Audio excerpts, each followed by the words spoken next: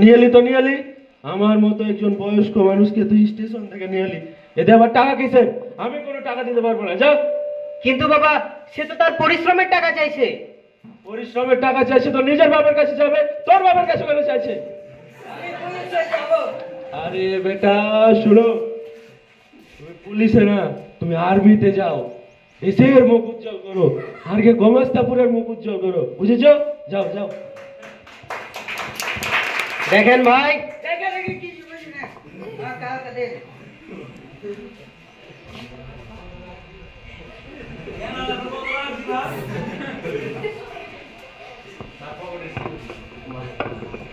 দেখেন ভাই,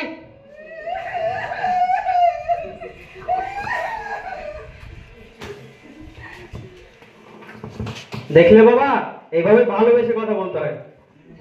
আচ্ছা বাবা, আমার কেন জানি মনে হচ্ছে এই আমরা এই স্টেজের উপরে আছি, এই যে গোমাস্তপুরের নানা নারীরা সব আমার সামনে আছে।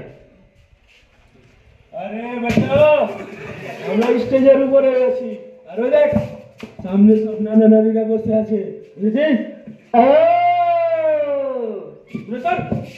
বাবির সামনে খারাপ খারাপ আওয়াজ বেশি না চলে গেল। আরে বাবা, কেউ যদি কিছু বুঝতে পারে তাহলে ও বলে এক্সপ্রেশন দেয়।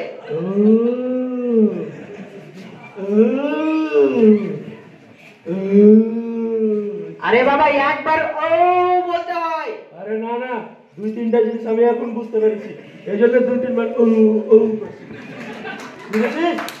বুঝেছি তো, বলো। আচ্ছা বাদ দাও, যে কারণে তোমাকে এই শহরে নিয়ে এসেছি। এই শহরে? আরে বেটা, আমার আজও মনে আছে আমি যখন এই শহরে প্রথম এসেছিলাম।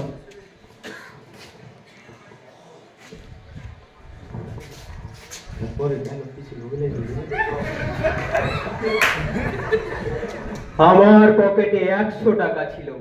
100 টাকা ছিল মানে? স্টেজে ওঠার আগে 1000 টাকা দিয়েছি তোকে আমি। আরে বাবা, আপনার পকেটে 100 টাকা ছিল। আমার পকেটে 100 টাকা না 1000 টাকা ছিল, যেটা স্টেজে ওঠার আগে দিয়েছি। আরে বাবা, আপনি যখন প্রথম এই শহরে আসেন তখন আপনার পকেটে 100 টাকা ছিল। আমার পকেটে কি ছিল? কিছু আগে তুই তো বলছিলি। আরে এই স্ক্রিপ্টে যা আছে তাই বল। আচ্ছা বাদ দাও, যেই কারণে এই শহরে এসেছি, আমার না এই গোমাস্তপুরের মেয়েকে খুব পছন্দ হয়েছে, আমি গোমাস্তপুরে বিয়ে করব, তাই তোমাকে নিয়ে আসলাম এই শহরে তার পরিবারের সাথে কথা বলাতে।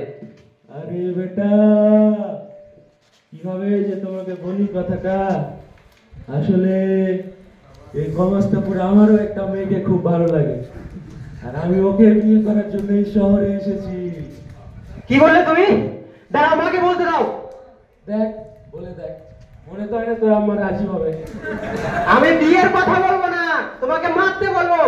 কি বললি তুই? তোকে খাইয়ে দাইয়ে আমি এত বড় করেছি, তুই বাপকে মার খাওয়াবে?